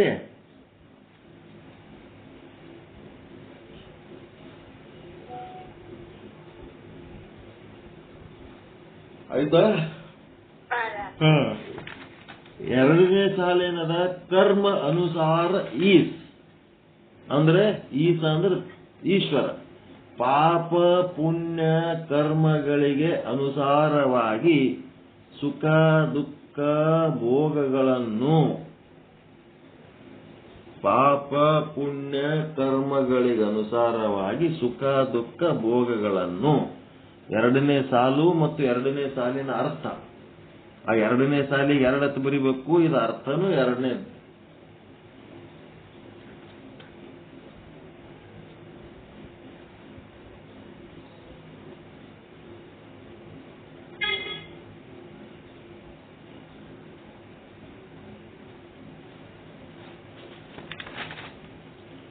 ಮೂರನೇದ್ದು ಇಚ್ಛಾ ಹೊಯ್ ಜೀವ ಭೋಗ. ಮೂರನೇದ್ದು ಸಾಲು ಇಚ್ಛಾ ಹೊಯ್ ಜೀವ ಭೋಗ ಅಂತಂದ್ರ ಮೂರನೇ ಸಾಲಿನ ಅರ್ಥ ಕೊಡುವುದಕ್ಕೋಸ್ಕರ ಈ ಜಗತ್ತನ್ನು ಸೃಷ್ಟಿ ಮಾಡಬೇಕೆಂಬ ಇಚ್ಛೆಯು. ಕೊಡುವುದಕ್ಕೋಸ್ಕರ ಈ ಜಗತ್ತನ್ನ ಸೃಷ್ಟಿ ಮಾಡಬೇಕೆಂಬ ಇಚ್ಛೆಯು. ನಾಲ್ಕನೇ ಸಾಲು ಜಗ ಉಪಜಾಯಿಯೇ ಅಂದ್ರೆ ಈಶ್ವರನಲ್ಲಿ ಉಂಟಾಗುತ್ತದೆ. ಈಶ್ವರನಲ್ಲಿ ಉಂಟಾಗುತ್ತೆ. 4 ಸಾಲಿಗೆ 4 ಅರ್ಥಗಳು ಹೇಳ್ಯಾರ. ಏನಪ್ಪ ಅಂದ್ರೆ ಒಂದೇ ವಾಕ್ಯದಾಗ ಅರ್ಥ. ವರ್ತಮಾನ ಸೃಷ್ಟಿಗಿಂತ ಪೂರ್ವ ಸೃಷ್ಟಿಯಲ್ಲಿನ ಜೀವರುಗಳು ಮಾಡಿದ ಪುಣ್ಯ ಪಾಪ ಕರ್ಮಗಳಿಗೆ ಅನುಸಾರವಾಗಿ ಸುಖ ದುಃಖ ಭೋಗಗಳನ್ನು ಕೊಡುವುದಕ್ಕೋಸ್ಕರ ಈ ಜಗತ್ತನ್ನು ಸೃಷ್ಟಿ ಮಾಡಬೇಕೆಂಬ ಇಚ್ಛೆಯು ಈಶ್ವರನಲ್ಲಿ ಉಂಟಾಗುತ್ತದೆ.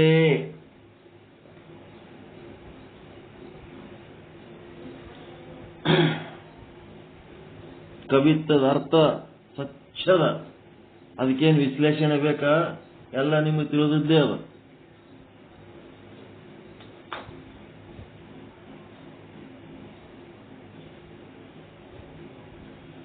ಕವಿತ್ವ ಓದ್ರಿ. ಈಗ ಅದರ ಅರ್ಥ ಬರ್ಸಿನಲ್ಲ, ಅದು ಓದ್ರಿ. ಅದ್ರಾಗ ಏನಾರ ಡೌಟ್ ಇದ್ರೆ ಕೇಳ್ರಿ. ವರ್ತಮಾನ ಸೃಷ್ಟಿಯ ಪೂರ್ವ ಕಾಲದ ಸೃಷ್ಟಿಯಲ್ಲಿನ ಅಥವಾ ಪೂರ್ವ ಸೃಷ್ಟಿಯಲ್ಲಿನ ಜೀವರುಗಳು ಮಾಡಿದ ಪಾಪ ಪುಣ್ಯ ಕರ್ಮಗಳಿಗೆ ಅನುಸಾರವಾಗಿ ಸುಖ ದುಃಖ ಭೋಗಗಳನ್ನ ಕೊಡುವುದಕ್ಕೋಸ್ಕರ ಈ ಜಗತ್ತನ್ನು ಸೃಷ್ಟಿ ಮಾಡಬೇಕೆಂಬ ಇಚ್ಛೆಯು ಈಶ್ವರನಲ್ಲಿ ಉಂಟಾಗುತ್ತದೆ.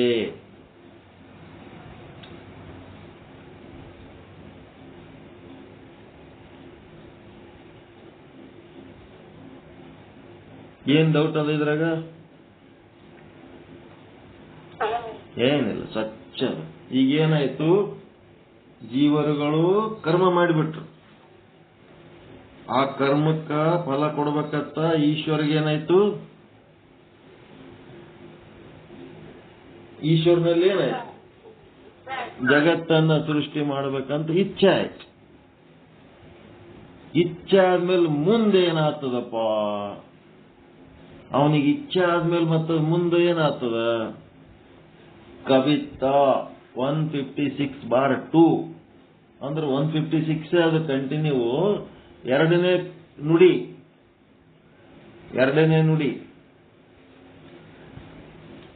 156ನೇದು ಎರಡನೇ ನುಡಿ.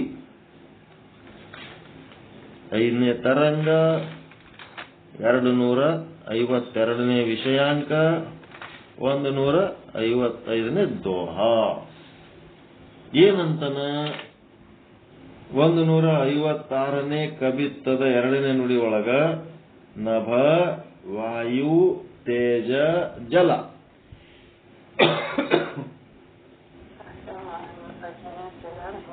ಭೂಮಿ ಭೂತ ರಚಯಿತಃ ಶಬ್ದ ಸ್ಪರ್ಶ ರೂಪ ರಸ ಗಂಧ ಗುಣ ಗಾಯೇ. ಏನಾಗ್ತದ? ಈ 4 ಸಾಲಿನೊಳಗ 1ನೇ ಸಾಲಿನ ಮತ್ತು 2ನೇ ಸಾಲಿನ ಅರ್ಥ, 1 ಮತ್ತು 2ನೇ ಸಾಲಿನ ಅರ್ಥ ಈಶ್ವರಿಗೆ ಇಚ್ಛೆ ಆದ್ಮೇಲೆ ಮುಂದೆ ಏನ್ ಮಾಡ್ತಾನೆ ಈಶ್ವರ? ಇಚ್ಛೆ ಆದ್ಮೇಲೆ ಮತ್ತೆ ಮುಂದಿಂದ ತನ್ನ ಇಚ್ಛೆ ಈಡೇರಿಸ್ಕೋಬೇಕಾದ್ರೆ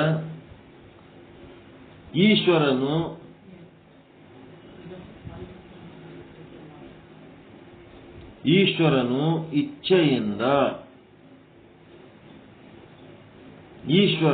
ಇಚ್ಛೆಯಿಂದ ಅಂದ್ರೆ ತನ್ನ ಸಂಕಲ್ಪದಿಂದ ಏನ್ ಮಾಡ್ದ? ನಭ ಅಂದ್ರೆ ಏನು?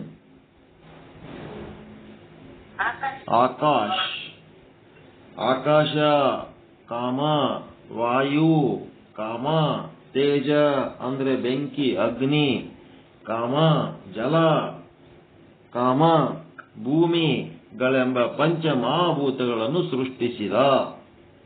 ಈ ಕವಿತ್ತದ ಎರಡನೇ ನುಡಿಯ 2 ಸಾಲುಗಳು ಏನ್ ಹೇಳ್ತವ? ಅವನಿಗೆ ಇಚ್ಛೆಯಾಗಿ ಒಂದು ಜೀವಿಯ ಜನ್ಮ ಕೊಟ್ಟತು ಅಂತಂದ್ರೆ ಅದಕ್ಕ ಈ ಪಂಚಮಹಾಭೂತಗಳು ಬೇಕಾಗ್ತಾವ. ಆ ಪಂಚಮಹಾಭೂತಗಳನ್ನ ಅವ ಸೃಷ್ಟಿ ಮಾಡ್ತಾನ. ಅವನ ಪಾಲಿನ ಪಂಚಮಹಾಭೂತ. ನಿಮ್ಮ ಪಾಲಿಗೆ ಒಂದು ಭೂಮಿ ಆದ ಇಲ್ಲ? ಒಂದಿಟ್ಟು. ನಿಮ್ಮ ಪಾಲಿಗೆ ಒಂದಿಟ್ಟು ಕುಡಿಯ ನೀರು ಆದ ಇಲ್ಲ ಈ ಜಗತ್ತಿನಾಗ? ನಿಮ್ಮ ಪಾಲಿಗೆ ಒಂದಿಟ್ಟು ಉಸಿರಾಡಿಸ ಗಾಳಿ ಆದ ಇಲ್ಲ? ನಿಮ್ಮ ಪಾಲಿಂದ ಒಂದಿಟ್ಟು ಆಕಾಶ ಆದ ಇಲ್ಲ? ನಿಮ್ಮ ಪಾಲಿಂದ ಒಂದಿಟ್ಟು ಅಗ್ನಿ ಅದಲ್ಲ? ನಿಮ್ಮ ಪಾಲಿಂದ ಏನದ ಅದು ಸೃಷ್ಟಿ ಮಾಡ್ತಾನ ನಾವು.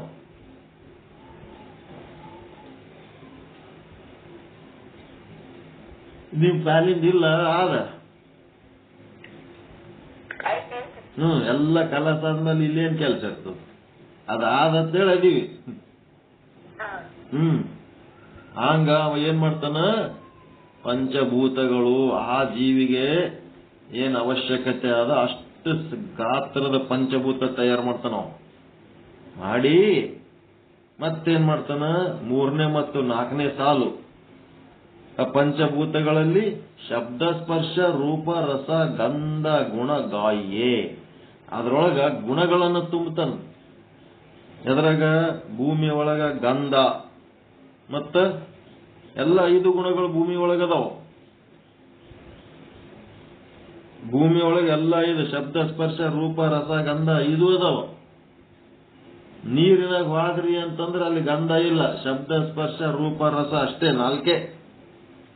ಅಗ್ನಿ ಒಳಗೆ ವಾದ್ರಿ ಅಂತಂದ್ರೆ ಅಲ್ಲಿ ಗಂಧ ಮತ್ತು ರಸ ಇಲ್ಲ, ಶಬ್ದ ಸ್ಪರ್ಶ ರೂಪ 3. ವಾಯುವಿನೊಳಗೆ ವಾದ್ರಿ ಅಂದ್ರೆ ಶಬ್ದ ಸ್ಪರ್ಶ 2. ಆಕಾಶದಾಗ ವಾದ್ರಿ ಅಂತಂದ್ರೆ ಬರೇ ಶಬ್ದ. ಹೀಗೆಲ್ಲ ಅವರೊಳಗ ವಿಷಯಗಳನ್ನು ಕೂಡಿಕೊಂಡು ಗಾಯಿಯೇ ಅಂತಂದ್ರ ಅದರೊಳಗ ಈ ವಿಷಯಗಳ ಸಮೇತವಾಗಿ ಅವು ಸೃಷ್ಟಿ ಆದವು ಅಂತೇಳಿ ಹಾಡಿ ಹೇಳ್ಯಾರ ಅಂತ.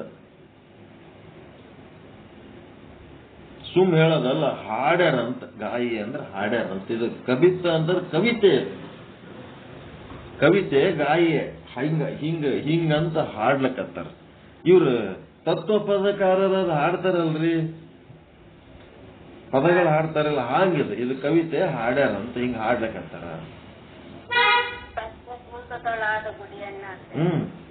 ತತ್ವ ಪದಕಾರ ದಪ್ಪು ಬಡ್ಕೋತ ಹಾಡ್ತಾರಲ್ಲ, ಹಾಂಗ ಗಾಯಿ ಅಂದ್ರೆ ಇದು ಕವನ ಹಾಡ್ಲಕತ್ತಾರ. ಈ ರೀತಿ ಹಾಡ್ಯಾರ.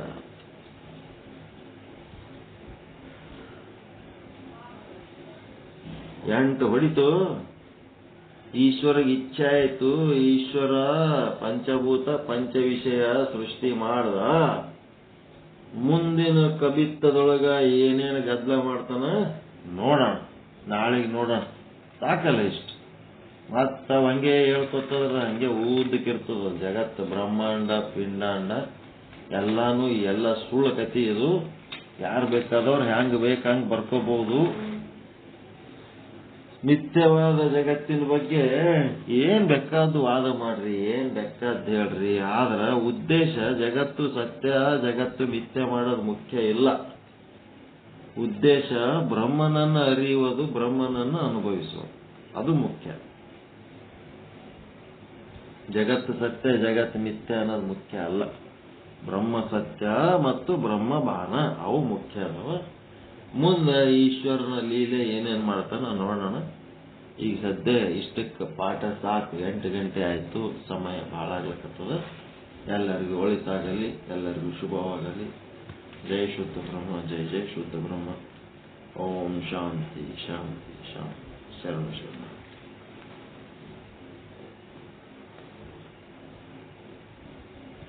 ಇವೆಲ್ಲ ತಿಳ್ಕೊಂಡ ಮೇಲೆ ಮುಂದ ನೀವು ನಿಮ್ಮದೇ ಆದ ಒಂದು ಸ್ವಂತ ಸಾಹಿತ್ಯ ಬರೀಬೇಕು ನಿಮ್ಮ ಭಾಷೆ ಒಳಗೆ. ಇಷ್ಟೆಲ್ಲ ತಿಳ್ಕೊಂಡು ಸುಮ್ ಕೂತ್ರಿ ಅದಕ್ಕೆ ಗೊತ್ತು. ನಿಮ್ಮ ಲ್ಯಾಂಗ್ವೇಜ್ನಾಗ ಬರೋದು ಸರಳವಾದ, ಅವ್ರು ಯಾರೋ ಗಣಪತರಾವ್ ಮಹಾರಾಜ್ ಸರಳ ಅಧ್ಯಾತ್ಮ ಬುಕ್ ಬರದಲ್ಲ, ಹಂಗ ನಿಮ್ಮದನ್ನು ಒಂದೊಂದು ಕಲ್ಯಾಣಪ್ಪ ಮಹಾರಾಜ್ ಅಂತೇಳಿ ಒಂದು ಸರಳ ಅಧ್ಯಾತ್ಮ ಬರ್ದಿಟ್ಬಿಡೋದು, ನಾಗರತ್ನಮ್ಮ ಅಂತೇಳಿ ಹಾಕಿಟ್ಬಿಡೋದಕ್ಕೆ. ಓದೋರು ಓದ್ತಿರ್ತಾರೆ. ಇಷ್ಟೆಲ್ಲ ತಿಳ್ಕೊಂಡು ಮತ್ತೆ ಇನ್ನೊಬ್ಬರಿಗೆ ಉಪಯೋಗ ಆಗಂಗೆ ಒಂದಿಟ್ಟು ಏನಾರ ಮಾಡಿಟ್ಟು ಹೋಗ್ಬಿಡೋದು.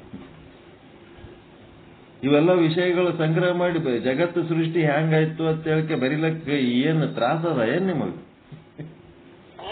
ಇಟ್ಟು ಚಂದ ಹೇಳಕತ್ತಾರ, ಕೂತೊಂದಿಟ್ಟು ಕತಿ ಬರ್ಲಿಕ್ಕೆ ಏನಾಗ್ಯದ? ಆರಾಮ್ ಜಗತ್ತು ಸೃಷ್ಟಿ ಹೇಗೆ ಆಯಿತು ಅಂತ ಒಂದು ಬುಕ್ ಬರ್ದಿಟ್ಬಿಡೋದಪ್ಪ. ಎಷ್ಟೋ ಮಂದಿ ಬರ್ದಿಟ್ಟಾರ, ಅದ್ರಾಗ ನಮ್ದೊಂದು ಬುಕ್ ಇಟ್ಟು ಹೋಗ್ಬಿಡೋದಕ್ಕ. ಓದ್ತಾನ ಬಿಡೋಗ್ಬಿಡ್ತಾನ. ಚಂದ ಕತಿ ಮಾಡಿ ಹೇಳ್ತಾರ. ಬ್ರಹ್ಮ ಒಂದು ಸತ್ಯ ಅದ, ಉಳಿದು ಎಲ್ಲ ಆರೋಪ ಅಪವಾದಗಳದಾವ. ಅದ್ರೊಳಗೆ ಏನೊಂದು ಹೆಚ್ಚು ಕಡಿಮೆ ಆದ್ರೆ ಏನ್ ತಪ್ಪಾದ್ರೂ ಏನು ಸಮಸ್ಯೆ ಇಲ್ಲ, ಒಪ್ಪಾದ್ರೂ ಏನೂ ಸಮಸ್ಯೆ ಇಲ್ಲ. ಜಗತ್ತಿನ ವಿಷಯದಾಗ ಏನಾರೇ ಹೇಳ್ರಿ, ಏನಾರೇ ಬರ್ರಿ. ಬ್ರಹ್ಮನ ವಿಷಯದಾಗ ಹಂಗಿಲ್ಲ. ಬ್ರಹ್ಮನೊಳಗೆ ಅಕ್ಯುರಸಿ. ಓಕೆ, ನಮಸ್ಕಾರ. ಮತ್ತೆ ಯಾರು ಏನ್ ಮಾಡ್ತೀರಿ ನೋಡ್ರಿ ಮುಂದಿನ ಕಾರ್ಯಕ್ರಮ.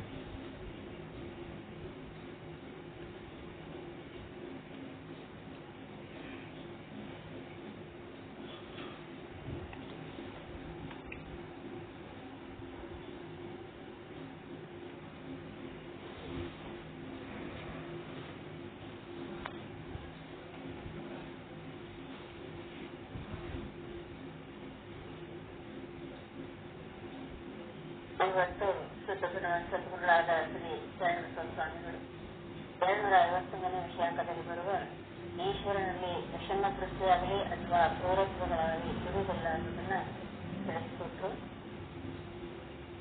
ಈ ಒಂದು ಮೂಲ ವಸ್ತುವನ್ನ ತಿಳಿದೇ ಇರುವುದರಿಂದ ಭೇದ ತೋರಿಸಿ ಜೀವರುಗಳ ಕರ್ಮಳೆ ಕಾರಣ ಅಂತ ಹೇಳಿ ಅಜ್ಞಾನಿಗಳಲ್ಲಿ ತಿಳಿಸ್ಕೊಡ್ತಾರೆ.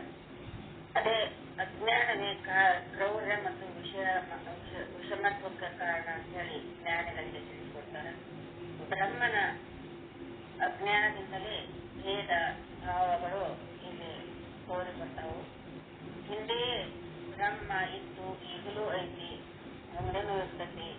ಇದು ಅಜಾತವಾದ, ಅಂದ್ರೆ ಗೊತ್ತು ಇಲ್ಲದು. ಬ್ರಹ್ಮ ಒಂದೇ ಅನಾದಿ ಅನಂತ ಆಗೈತಿ, ಉಳಿದವು ಅನಾದಿ ತಾತ ಆಗ್ಯಾವ.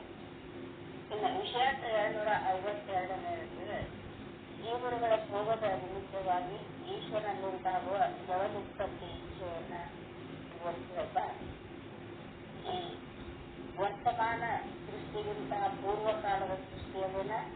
ದೇವರುಗಳು ಮಾಡಿದ ಪಾಪ ಪುಣ್ಯ ಕರ್ಮಗಳ ಅನುಸಾರವಾಗಿ ಸುಖ ದುಃಖ ಭೋಗಗಳನ್ನ ಕೊಡುವುದಕ್ಕಾಗಿ ಈ ಜಗತ್ತನ್ನ ಸೃಷ್ಟಿ ಈಶ್ವರ ಸೃಷ್ಟಿ ಮಾಡ್ತಾನೆ. ಈ ಜಗತ್ತನ್ನ ಸೃಷ್ಟಿ ಮಾಡಬೇಕೆಂಬ ಇಚ್ಛೆ ಈಶ್ವರನಲ್ಲಿ ಉಂಟಾಗ್ತದೆ. ಮತ್ತೆ ಈಶ್ವರ ತನ್ನ ಇಚ್ಛೆಯಿಂದ ಪಂಚಭೂತಗಳನ್ನ ಸೃಷ್ಟಿ ಮಾಡ್ತಾನೆ. ಅವುಗಳಲ್ಲಿ ಶಬ್ದ, ಸ್ಪರ್ಶ, ರೂಪ, ರಸ, ಗಂಧ ಎಂಬ ಈ ಅದಾವ ಅಂತೇಳಿ ತತ್ವಕಾರರು ಹಾಡಿ ಹೇಳ್ಯಾರ ಅಂತೇಳಿ ಇವತ್ತಿನ ಒಂದು ಪ್ರವಚನದಲ್ಲಿ ನಮಗೆ ಜ್ಞಾನವನ್ನು ನೀಡಿದ್ದು. ಇಂತಹ ಜ್ಞಾನವನ್ನು ನೀಡಿದ್ದು ಸದ್ಗುರು ಶ್ರೀಪಾದಗಳಲ್ಲಿ ಅನಂತ ಸಾಷ್ಟಾಂಗ ನಮಸ್ಕಾರನ ಸಲ್ಲಿಸ್ತಾ ಮುಂದೆ ಮಂಗಳಾಚರಣೆಯನ್ನ ಗೌರಮ್ಮ ಅವ್ರು ನಡೆಸಿಕೊಡ್ಬೇಕಂತ ಹೇಳಿ ಕೇಳ್ತೀನಿ.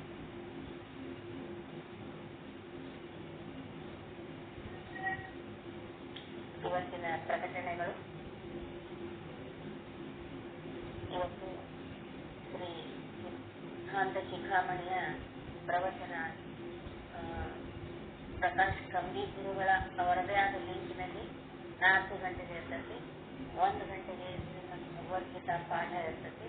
ಮತ್ತು 8:30 ಶ್ರೀಮದ್ ಭಾಗವತ ಮಹಾಪುರಾಣ ಹಾಗೂ ಬಾಬ್ರೆ ಅವರಿಂದ ಹಾಗೂ ಸದ್ಗುರುಗಳಿಂದ ಶ್ರೀ ಸಿದ್ದೇಶ್ವರ ಸ್ವಾಮಿಗಳ ವಿರಚಿತವಾದ ಸಿದ್ಧಾಂತ ಶಿಖಾಮಣಿಯ ಪ್ರವಚನ ಇರ್ತದೆ.